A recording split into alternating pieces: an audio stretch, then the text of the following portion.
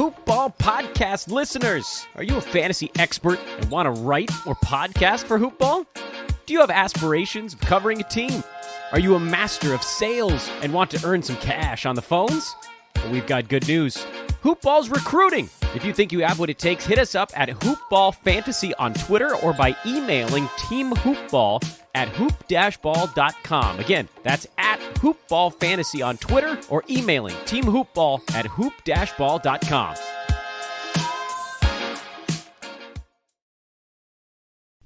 The following is a Hoopball presentation.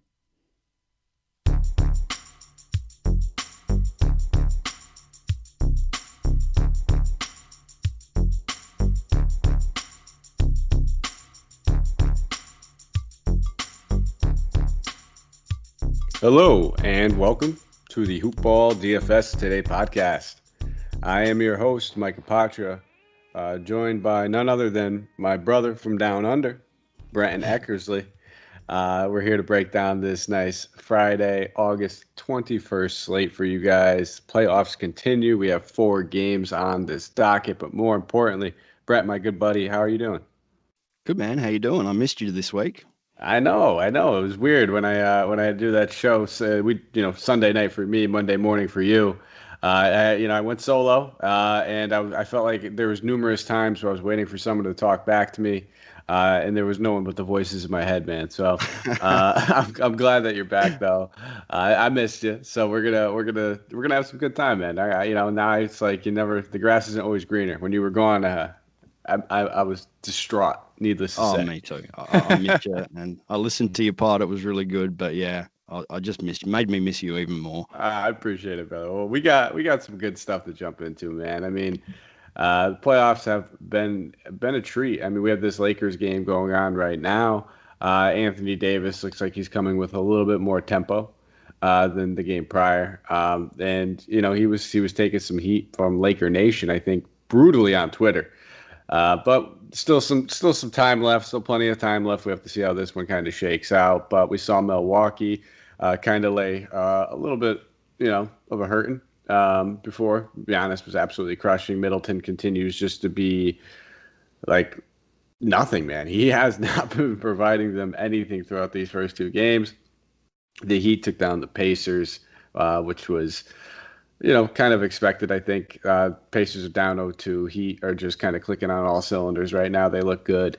They look like they could put up a fighting chance against this Milwaukee team. So, but we got 4 different games to talk about, and we have Toronto, Brooklyn, Denver, Utah, Boston, Philly, the Clippers versus Dallas. So some own action. But before we jump into anything, just a quick shout out to our presenting sponsor, Manscaped.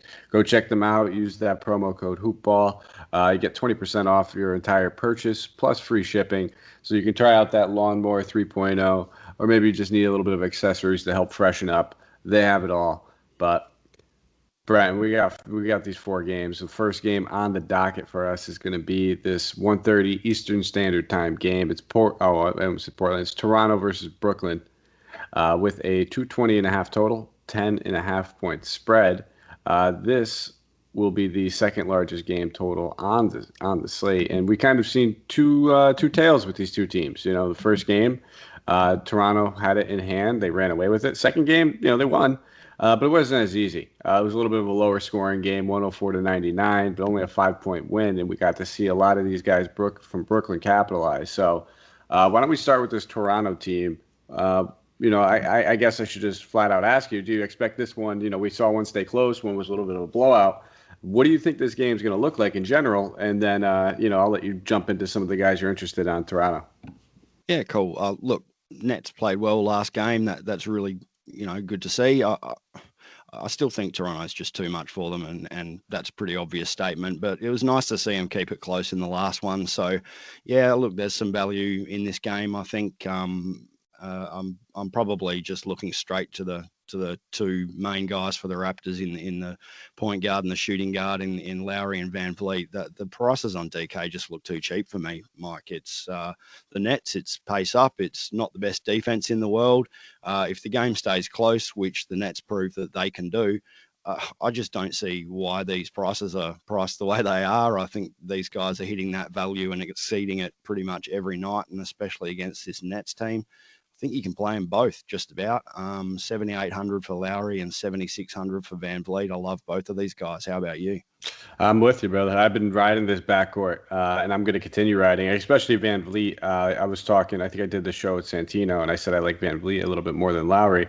And it's a toss-up with these guys on a night-to-night basis. But Van Vliet looks healthy. He's clicking, and he's handling a lot of these assist duties. So we're seeing Lowry play, not necessarily off ball, but he's willing to take more shot attempts. And, we're kind of seeing Powell step up. But I have no problem looking at either one of these point guards, especially if I'm looking at some guys on the other side. Another guy I can't really touch anymore. It's Ciaco, man. I mean, he is just not assertive. He's, maybe in your cash games, the tournament pivot, it's an option, but it's hard to, just ignore what Van Vliet and Lowry are doing. And, you'll save $300 or $500, but I feel like the floor is probably about 5 or 6 points lower at this point too. Yeah, I tend to agree. I keep waiting for the breakout game from Ciaco again, especially against the Nets, and it just doesn't seem to come. He's been kind of just treading water for a little while. 7,300. He's around that value every night, but I don't see where the upside's coming. He doesn't look aggressive. The other guys are just taking over the game, and yeah, I'm kind of with you. 7,300. I think there's better options out there. Yeah, I think the main value that he brings is position scarcity at the power forward position. If that's a thing that you're concerned with, there are some other options that we could choose from. But he kind of falls, a little bit above that mid tier, but not necessarily up where like Jason Tatum is. So I think that's probably where you look at him, and he won't draw a lot of ownership. And let's be real, like you said right off the rip, this is going to be an up tempo game. It's got the second highest game total on the night. I mean, pretty much everybody on Toronto realistically could be in play against Brooklyn, and it comes at no surprise. I'm not really gravitating towards either one of these centers right now. I generally love centers against Brooklyn. This isn't the series for Gasol. We're going to have to wait until the next one. There's just no reason with the way Brooklyn plays with TLC or Curix at the 4. They don't need to run both Gasol and Ibaka on the floor at the same time, so I'm just not really gravitating towards either one of those guys at the moment. I expect them to kind of chop up the minutes, but the other two guys I think we have to talk about would just be Norman Powell and OG. Do you have any interest in either one of these guys? Only a $300 price difference. Yeah, look, I'll probably pass on OG in this one. He's been playing pretty well. It's a slight increase up from 4,400 to 4,600. That's right. That is right. 4,400 to 4,600. It's just a little steep for me. He's such a great defensive player, but I don't see the fantasy points coming unless he has one of his rare shooting nights out. I'll just leave OG on the table there and head straight to Norm. I think you guys know I love Norm by now. He is hit and miss and he's scoring dependent, but yeah, 4,300 is a great salary for Norm Powell. He's playing the minutes. He's, coming off 37 DK points in the last matchup. And while he can be scoring dependent, he is showing some upside with rebounds in the last couple of games. So I think this is a great salary for Norm Powell. Yeah, I'm with you. I don't mind taking a look at OG. He's probably more of a cash consideration for me than Powell. Powell, I mean, there is some risk associated with him because we don't know exactly what those minutes might look like. And they were 32 in the last one, 17 in the blowout. So we could chalk that up, but I'm with you. I think it's a great value at 4,300. Having that small forward eligibility surely helps us out. And the guy's played well against Brooklyn this season. He's averaging about 28 DK points in 27 minutes. And I know it's not the exact same Brooklyn team he played during the regular season, but they're worse. So I don't see how that we can't take that with a grain of salt. So if you tell me this guy's going to play at least 24, 25 minutes, I don't see how he doesn't really hit the value at 4,300. So I'm with you. It's going to be the two guards for me mostly, and then some Norman Powell. But we'll slide it over to Brooklyn because these guys, they showed that they could pour it on. With Karis LeVert and Jared Allen, I mean, they both played 30 plus minutes even in the blowout, and then played almost 40 in the games that were close. So I don't feel like I can just sit there and ignore these guys anymore and be worried about this 10.5 or 10-point spread that's on this game. I have no problem playing these Brooklyn guys. I'm going to continue playing these Brooklyn guys, riding Karis LeVert, riding Jared Allen. And now we didn't even get to the injury report, and I apologize, but Joe Harris had to leave the bubble. So he's going to be out of the next 2 games minimum. Jamal Crawford is also ruled out with his hamstring injury. So with Joe Harris out, we're looking at even more, value or minutes going to some other guys. So I kind of just talked off for a little bit. Why don't you start off and let me know, I guess, who's the number one option you're looking for, point per dollar wise, on this Brooklyn Nets team? Yeah, I'm with you, Mike. Both of those guys, the two main usage guys for the Nets, Levert's playing really, really well. Jarrett Allen continues to hold value, and at 7,100 especially versus 8,100 for Karras. I'm probably heading more towards Jarrett Allen here. The Raptors defense is usually really, really good, but something is up with Marc Gasol. So they're playing a fair bit of Serge Ibaka, and I think Jarrett Allen's just way too athletic. He's going to monster him around the rim there. I don't mind playing both of them. 8,100 still a pretty good price for Karras. It's getting up there, but really he's balling out and providing 40 plus DK points every night. So you can look at both of those guys, no problems. As you mentioned, Joe Harris leaving the bubble's interesting. I'm not really sure where the value actually goes here. You could look at TLC, 4,600. He's shooting the ball well in the bubble, and that's a bit of a surprise, which it's a nice surprise, but I'm not really targeting him here. I'm actually just going to throw one out there and see what you think here. I'm actually thinking Justin Anderson might step in here and benefit the most from Harris being out of the bubble. He's rock bottom pricing, 3,100 on DK. He's a potential real uptick in minutes here. What do you think about that play if he gets 17 to 20 minutes on the court? I think that's in the realm of possibilities. When we look at a guy like Joe Harris, he was playing big minutes, account for, we'll say 35, and that's probably being conservative in this playoff push right now. Those are going to get distributed. I was actually thinking that Tyler Johnson would probably see the biggest uptick if they opt to slide Garrett Temple over to the 3. They could just play Tyler Johnson alongside, or even play Tyler Johnson at the 1, slide Levert to the 3, because Levert's basically been playing point guard for them the past few games. So I definitely see Justin Anderson benefiting, because Tyler Johnson's a guy that's playing 20 minutes a night anyway, so he's not going to be able to absorb all those. So I think you might be right. I think it does trickle down to Justin Anderson, maybe a little Keurig, maybe a little Chioza as well, but I think Johnson would probably be the biggest beneficiary. And then, we'll see obviously more shot attempts probably get spread out between, Levert really can't shoot anymore. Jared Allen's not aggressive in that first unit. He kind of just puts back, cleans up around the rim. We'll probably end up seeing Garrett Temple or TLC take a few more shot attempts than they normally would. And TLC's been starting.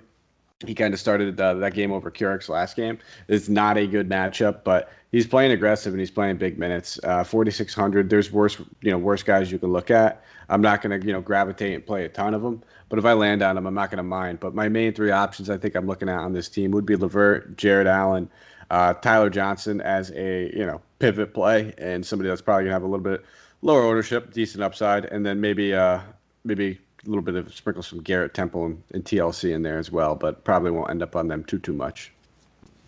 Yeah, cool. Look, everybody has that guy that burns them, and Tyler Johnson's just one of those for me. I struggle to get him on the right night. So, look, 4,200, yeah, it's a good price. I just probably plan to spend my money elsewhere.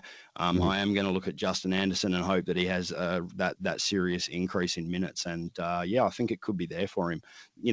As you mentioned, TLC, like, decent salary, but I'm not targeting him. If I have to land on him in lineups, like you said, he's been more aggressive. Yep, I'll take him if I land on him, and that's about it. Yeah, he's been struggling with foul trouble in this matchup as well. He's staying on the court as long as he possibly could, but it's not easy for him.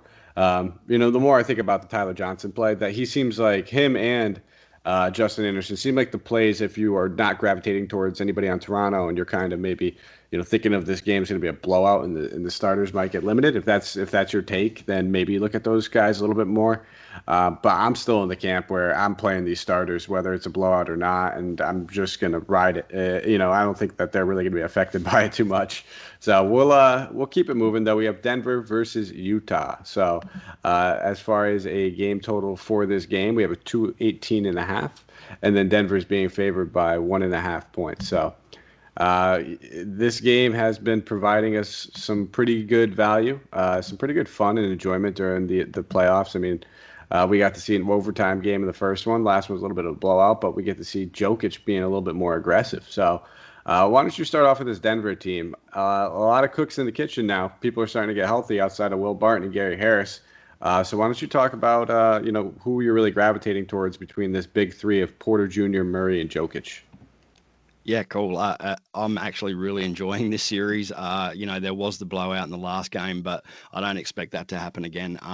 Well, certainly not in the next one, because coaches tweak and they make sure that's not going to happen in the concurrent or the third game. Sorry. So I expect this one to stay much closer. I'm really enjoying digging into how both teams are going about their offenses here. It's just pick and roll, pick and roll, pick and roll. And I don't mind that. I love seeing guys work that craft perfectly. And we saw Murray and Jokic just excel in the pick and roll in the first one. Not so much in the second, but I think they go back here. And I'm just looking straight at Jamal Murray at 7K and straight at Nikola Jokic at 9,300. I think these guys go off here. That's the script I see coming, and I think that both of them can be looked at.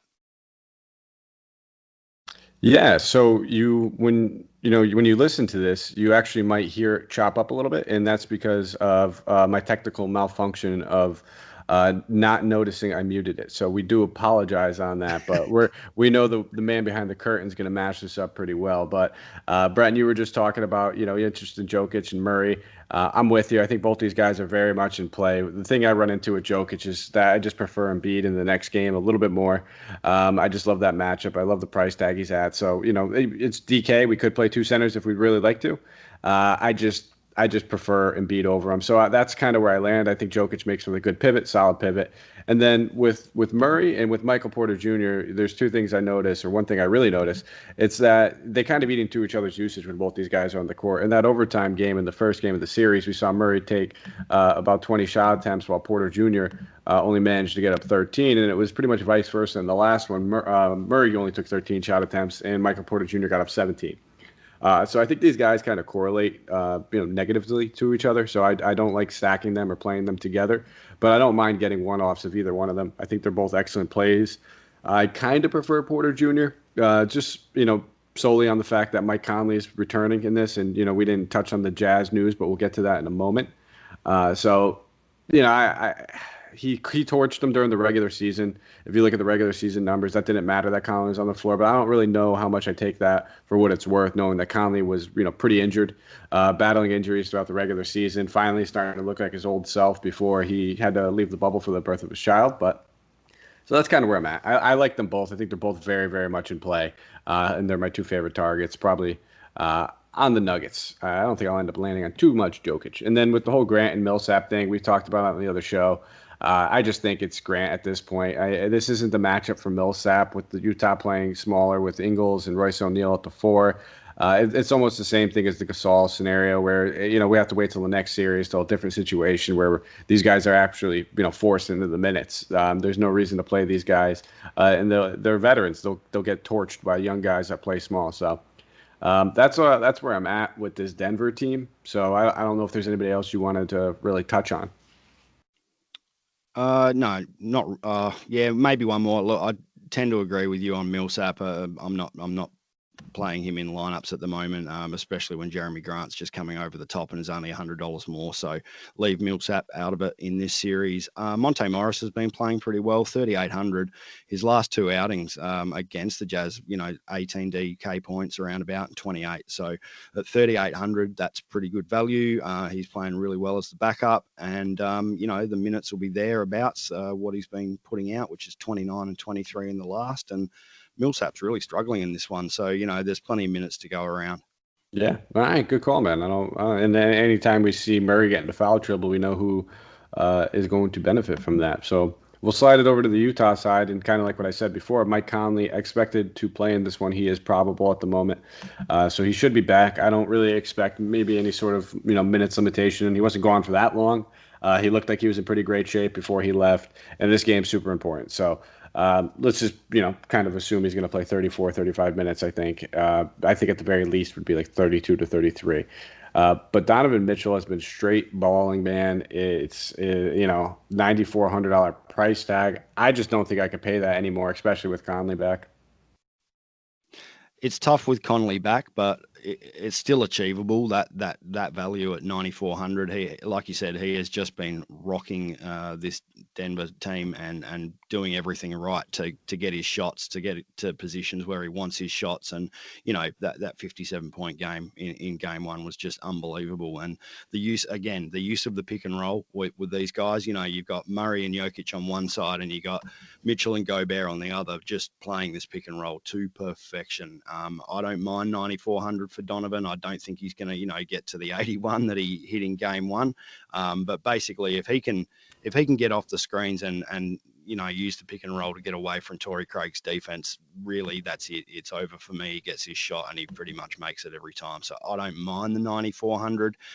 There's probably some other guys like the Raptors guards who are a hell of a lot cheaper and may exceed what Mitchell puts out in this one. But, the potential there to use them in different lineups and see which way the games go.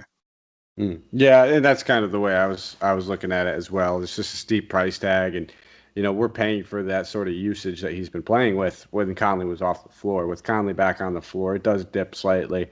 He's not going to have the ball in his hands a lot. I'm not going to say a lot, as much. So for those reasons, I kind of think I'll take the night off of him. I'll get my cheaper exposure to some other guards. As far as Rudy Gobert, I don't mind playing him at 7,400. I think that's a very fair price tag. I've been saying it all series. I prefer Jared Allen over him. He's $300 cheaper. I know I'm going to have exposure in that game, so I just don't think I can go to Gobert, especially when I said if I'm spending up, it's going to be on Embiid, and if I'm probably going down a little bit, it's going to be on Jared Allen.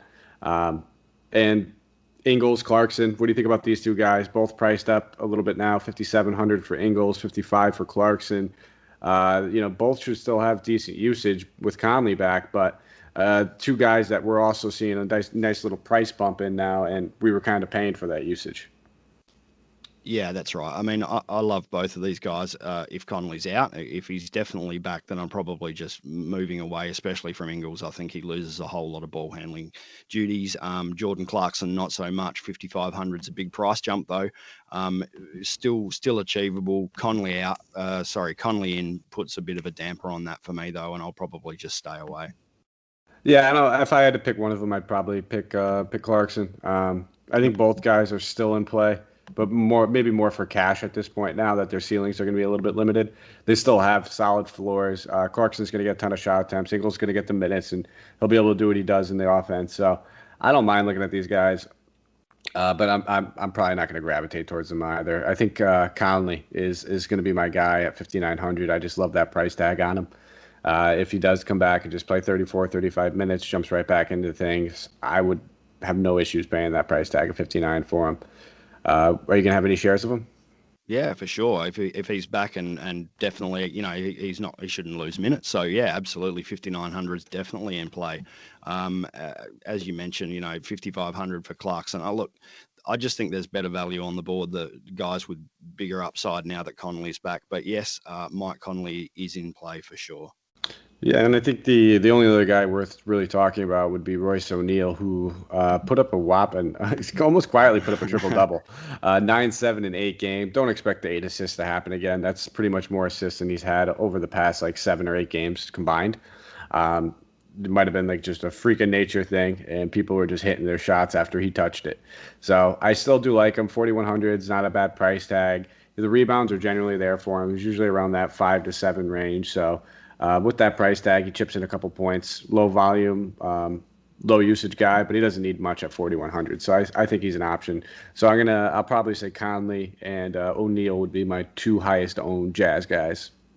Yeah, cool. I've got written down here in red, which O'Neal do we get?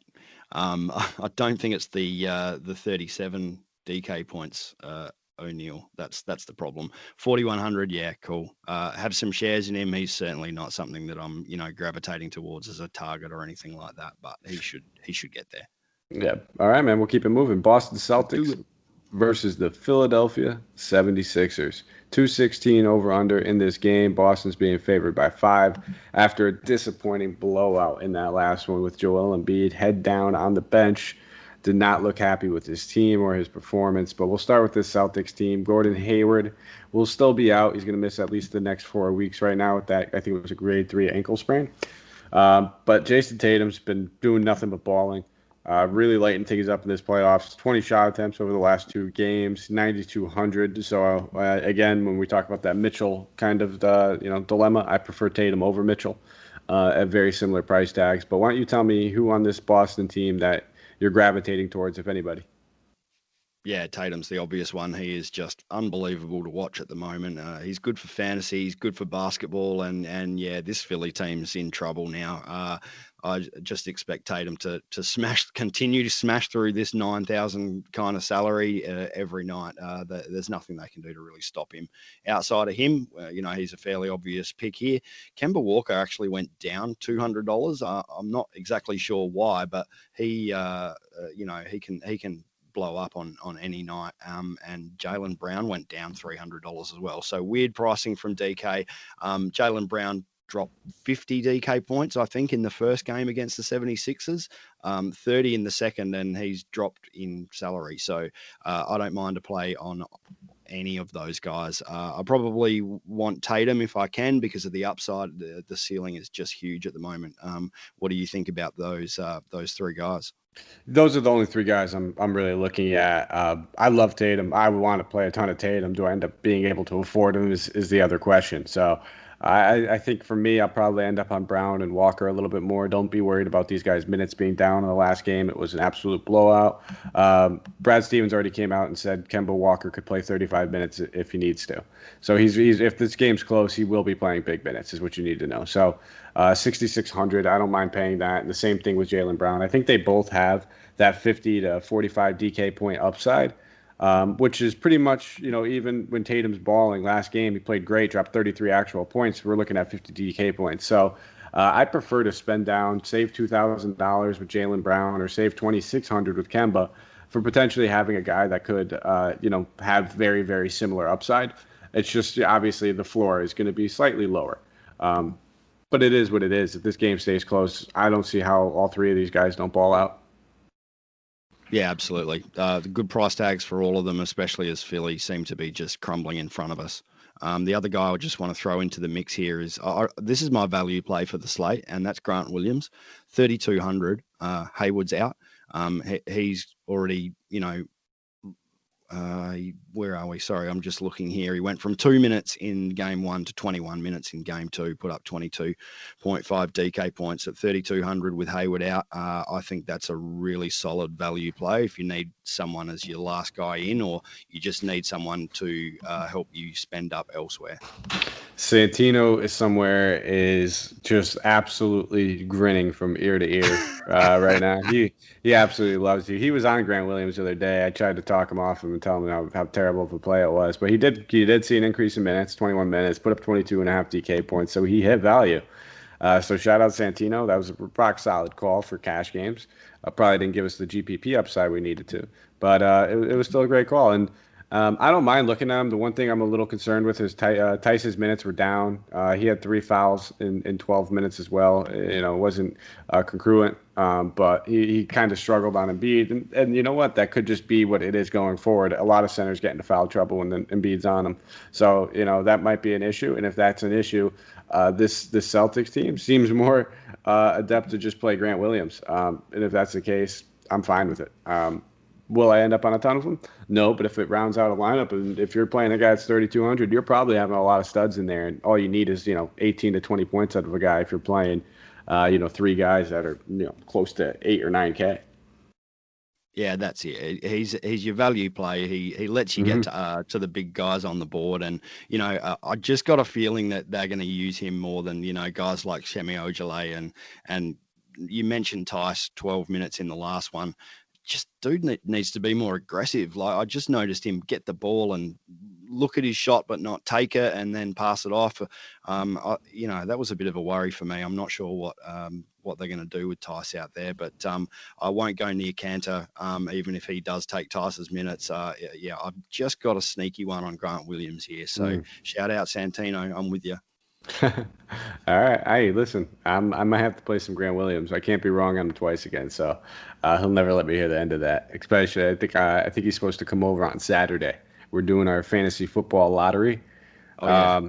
It's it's a bunch of degenerate grown men that probably should not be around each other. It's bad. We're gonna social distance lottery, and it's still gonna probably be obnoxious. But we'll slide over to this Philly team. Ben Simmons still out. Glenn Robinson still out. So we saw the blowout, but Joel Embiid still balled out. Shot 11 to 21, 10 rebounds, 34 actual points for 53 DK points. Sign me up. I will have a ton of Joel Embiid in this matchup, and I don't mind going right back to the well and Tobias Harris either.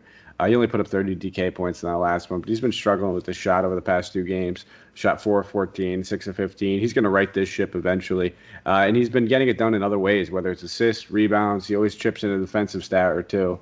And he's going to have to shoulder a heavy scoring load for this team. I mean, it's basically riding on Embiid and riding on Tobias at this point. So those are my main 2 guys I'm looking at. With Al Horford off the bench, I'm not going near him. Josh Richardson just never really wets my whistle.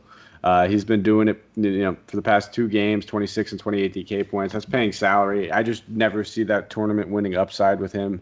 So at that point, I just can't go. I can't go near him. And then maybe we can look at Matisse if he ends up starting again. It's just he's not going to have a ton of usage. You're really just banking on him, racking up a couple rebounds and defensive stats to get you to where you need to be. And those aren't really necessarily predictable, especially when you're talking about a Boston team that generally holds on to the ball pretty well. Yeah, you covered a few guys there that I was kind of looking at as well. I'm really floating around the edges here, though, on the Philly team. I don't really want much to do with Matisse Thybulle. I love the guy. I think he's an amazing defensive player, but that's it for me. He really needs to, get more offensive stats for me to be interested, even at 3,600. Joel Embiid, absolutely. All of the offense for Philly is flowing through Joel Embiid, a little bit like it does with Jokic over on the Nuggets at the moment, because there's just no scoring from really anywhere outside of Joel and Tobias, as you've touched on. So both of those guys are in play. I think Tobias is usually a cash play for me more than anything else. I don't want much to do with Milton or Richardson. The other guy that I was looking at, though, was Alec Burks, 4,100. That's a $500 price drop from his last tag, and he had a shocker in game 2. But, yeah, this could be a good bounce-back spot as long as he hits his shots. He's been averaging over 30 DK points prior to that one bad game fairly easily. So 4,100, I'm in on there as well. Yeah, I'm with you. I don't mind going back to the Wellen Burks. Only played 16 minutes. Again, blowout. He still managed to get up 8 shot attempts in 16 minutes. And I think that's the number one thing that we need to pay attention to when we play Burks is that no matter what this guy does, he's going to chuck shots. The usage will be there. We just said it. It goes through Embiid. When it's not going through Embiid, it's in Harris's hands. Outside of that, they really do not have that other score. So I don't mind looking at a guy like Burks, and he has a better chance to nab a couple extra assists and peripheral stats with Al Horford coming off the bench and playing with him on that second unit too. So not all the attention is necessarily going to be on him, and he has someone that he could just dump it off to at the rim because he generally handles the ball a lot in the second unit outside of Raul Neto. But that's probably it for me, man. I don't think we need to get too cute with the Sixers. I think at this point we know where to really look. Yeah, for sure. Totally agree. We can move on. All right, man. Last game of the night, the Los Angeles Clippers versus the Dallas Mavericks. Before I jump into this, stop what you're doing. Go ahead over to my bookie, type in that promo code HoopBall, and you will be happy that you did because you will get a nice deposit bonus match. You will get entry into my bookie. You will be betting on all this wonderful basketball, NBA playoff action. We have football right around the corner. Baseball is still going on when they're not actually having games postponed, but nonetheless, we have a lot of action, a lot of good stuff we could jump right into. So go check out my bookie, guys. Use that promo code and enjoy. But LA Clippers versus the Dallas Mavericks, my Dallas Mavericks, series tied 1-1. Some would argue it should be 2-0, Brenton. I would be one of those people to argue that. I don't know how Kristaps Porzingis got ejected in that first game. That was absolutely just ridiculous. It's playoff basketball. You just do not do that. But I'll save my crocodile tears for some other day. 232.5 over under. Clippers are being favored by 5 points in this one, despite Dallas and Luka just doing their thing. But we'll start off with this Clippers team. Kawhi Leonard, 9,600. Paul George, 8,300. Those are the two big bucks guys. Do you see yourself playing either one of them? Would look at Kawhi before I look at PG here. I'm probably not paying that for PG when Kawhi is doing so much damage for this Clippers team. He's, just basically taking all the usage. He's scoring at will. He's doing what he likes, and for that PG-13 salary of 8,300, I'd rather pay down for Tobias, Michael Porter Jr. or even as far down as Ingles to get a pretty similar DK potential that Paul George has been putting out there for us. So yeah, no for me on Paul George. I'm definitely interested in Kawhi Leonard though at 9,600. That's a price drop. Yep. Okay. So he scored 53.5 DK points and gets for a $400 salary reduction. So yep, no problems paying that for Kawhi. He's topping 50 DK points every single night. The only thing I'd mention there is that Jason Tatum is $400 cheaper, but yeah, I don't mind either of those guys between Leonard and Tatum. Yeah, and I think if I had to look at it in a nutshell, he's very similar price, right? Sandwiched between Joel Embiid and Jason Tatum. I prefer Embiid over Leonard. I prefer Embiid over Tatum.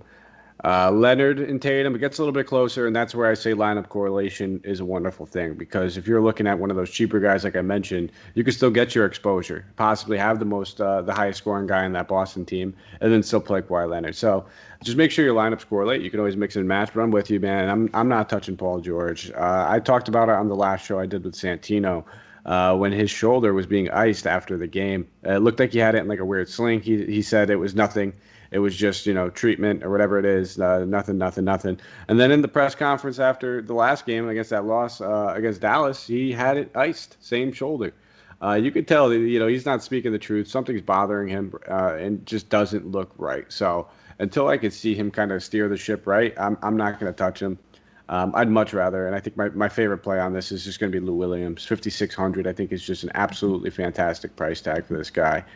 He's back up to 30-plus minutes over the past two games. Dropped almost 40 DK points on that last one. Patrick Beverley is going to be considered a game-time decision for this game. With him out, it's only going to benefit Lou Williams even more. So sign me up for some Lou Will at 5,600. I have no issues, but where are you at with him? Yeah, not too bad. 5,600 is a good price for Sweet Lou. I think I probably have more interest if Pat Bev is out though.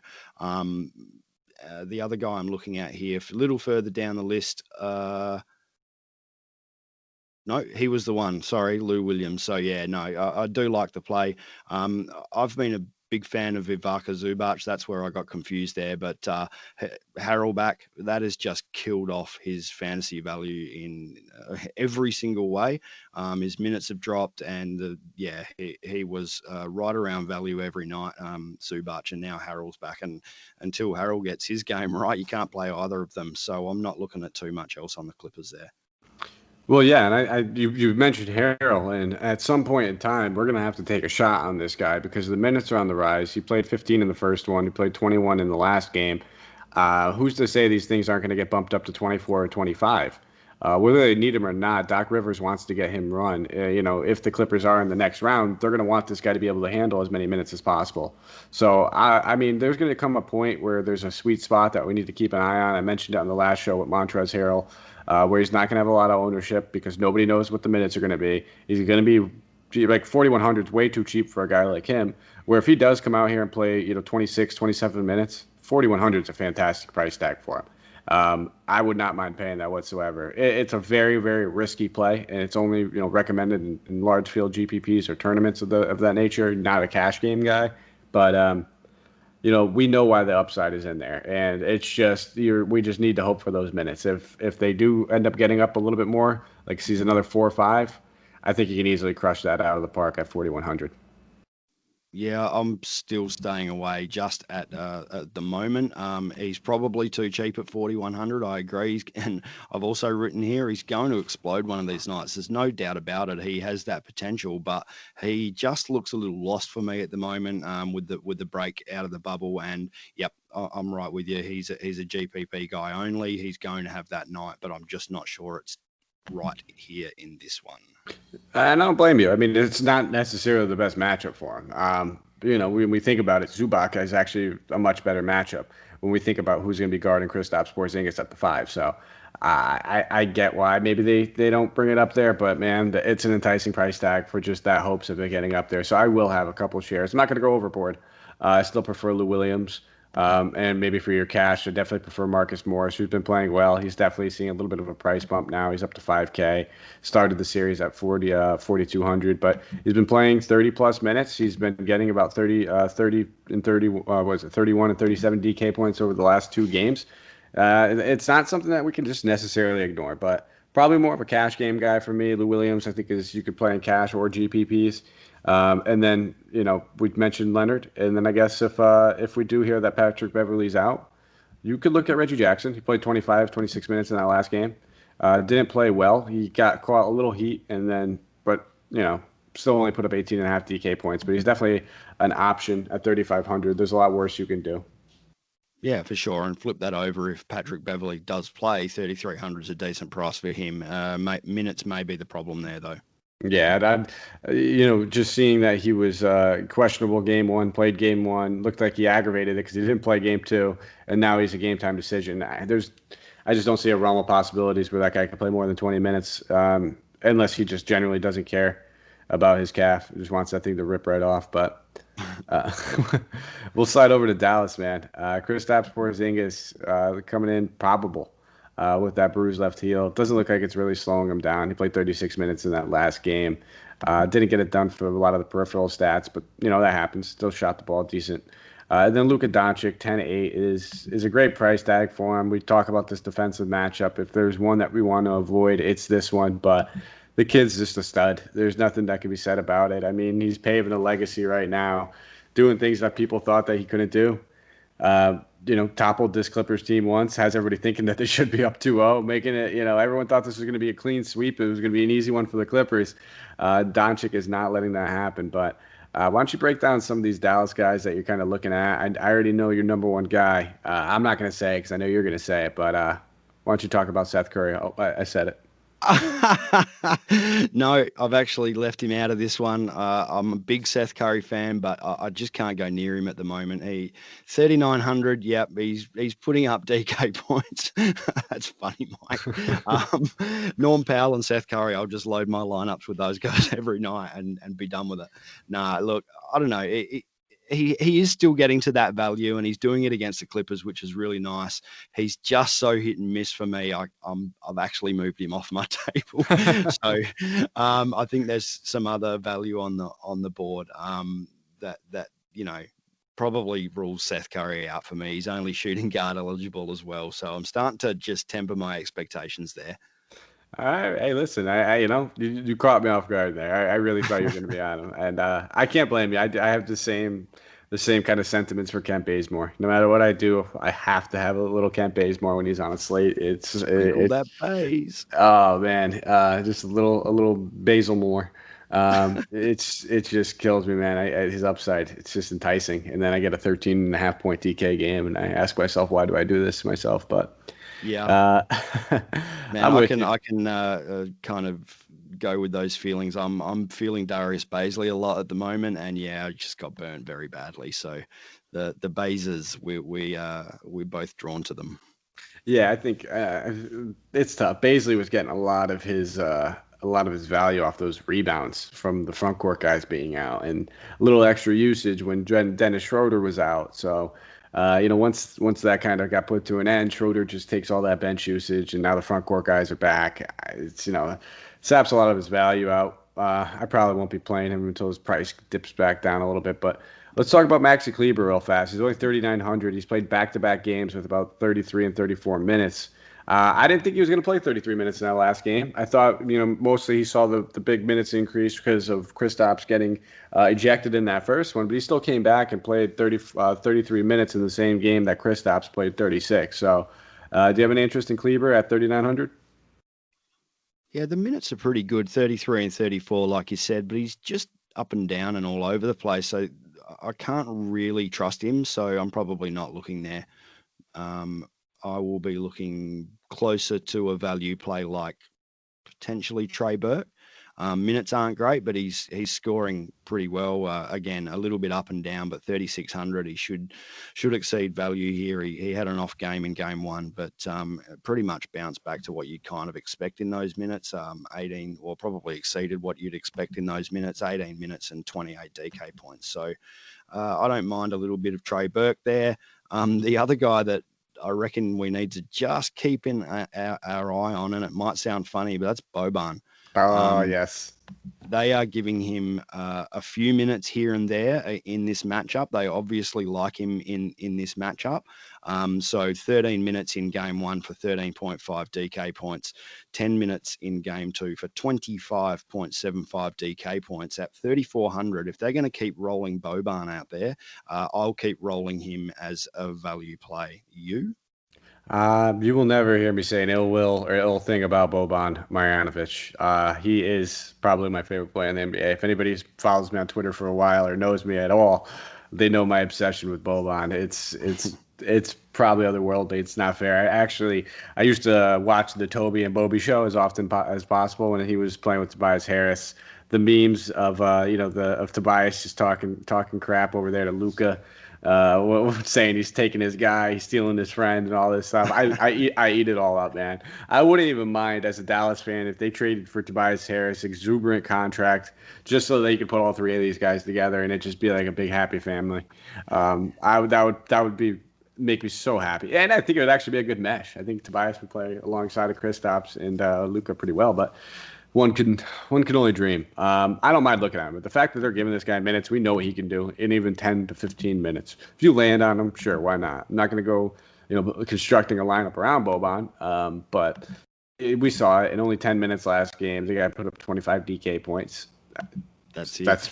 We'll take it. That's really probably comfortable out there, Mike. Really comfortable in the key against those Clippers guys. So yeah, it's just had me interested. That's all. It's obviously a bit of a dart kind of play, but if they're going to keep rolling him out in minutes where he's a pretty good points per minute guy, I'll definitely have a look. Oh, and he's been an absolutely fantastic one. And I don't know if you saw the post-game report. Shaq was talking to him. Shaq was gassing him up, saying that he actually does have – it looks like he has a lot of skill around the rim. Dude can actually shoot when he needs to shoot. And I think he made him do the U-ring. And Boban did it post-game and loved it. And it was cracking up and told Shaq that he's hilarious and he absolutely loves him. Gave him a big stupid elbow touching heart with his hands. It was hilarious. I can't get enough of that guy. He needs his own reality show. I'd be probably their number one and only viewer though, but no problem, no worries. I'd be ecstatic either way. Good to see some characters in the NBA. These guys playing with smiles on their faces, and they can take a joke about themselves and give a little bit back when they need to. Luka and Boban on the same team is a joy. Oh, that's awesome. That's one thing. There's certain athletes you see in just all sports where. It's just different watching them play when they're just genuinely enjoying the game they're playing. And that's one thing I always say about Luka and why I absolutely love him. He always is just out there having fun. He looks like he's a kid playing on a backyard court. He's trying trick passes through the legs. He's smiling. He's hitting buzzer beaters, long shots, you name it. And having fun with Boban on the bench. It's a good time to be a Dallas fan, needless to say. When you have these two characters, and then you get to see a guy like Kristaps Porzingis and Tim Hardaway Jr. come over for a bag of peanuts, that doesn't hurt either. So that's it, man. Hey, do you reckon if I keep asking Dallas questions that this may just go for hours? Probably, yeah, I could do that. Yeah, I mean, if you bring up the Dallas coffee, what else do I like to talk about here? Basketball cards. Yeah, it's pretty much majority of my life right there. So so we'll get out of here, guys. We won't talk your ear up too much longer. That's all we have from you. If you have a quick second, go give us a follow on Twitter. You can find me at Mike Apotria, MikeApotria. Brenton, let the good people know where they can find you. Yeah, cool. So you can find me on Twitter at Terrain72. That is TERRAIN 72. Absolutely. Go give him a follow. And while you're at it, go on there, give us a thumbs up, rate and review on the podcast, whether it's iTunes, Stitcher, Spotify, Podbean, iHeartRadio, or YouTube. It's available everywhere, wherever you're listening. It means a lot to us getting that feedback, knowing that we're doing a good job, and it keeps the lights on for us over here, guys. So I need my lights. I need good reviews. I appreciate it. Thank you a lot. But we'll be back tomorrow. It'll be Santino. He'll be breaking this down, I believe, with Steve, if I'm not mistaken. I'm always terrible with the schedule, so I do apologize. But look, I think it's Santino and Steve. They'll be here breaking down tomorrow night for that Saturday card. But that's all we have from you. Thank you guys for listening. As always, stay safe, take care, guys, and let's go crush a GPP or something over here, eh?